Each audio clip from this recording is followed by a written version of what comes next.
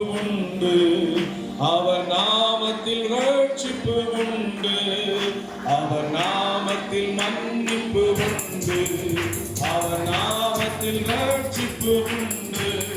நாம் ரட்சிக்கப்படுவதற்கென்று வேறே நாமம் நமக்கில்லையே.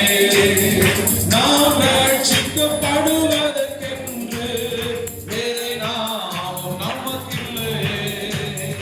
அவர் நாமம் இயேசு கிறிஸ்து, அவர் நாமம் இயேசு கிறிஸ்து, அவர் நாமம் இயேசு கிறிஸ்து, அவர் நாமம் இயேசு கிறிஸ்து.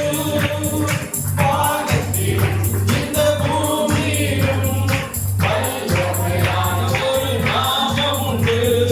வானத்திலும் இந்த பூமியிலும் வல்லமையான ஒரு நாமம் உண்டு.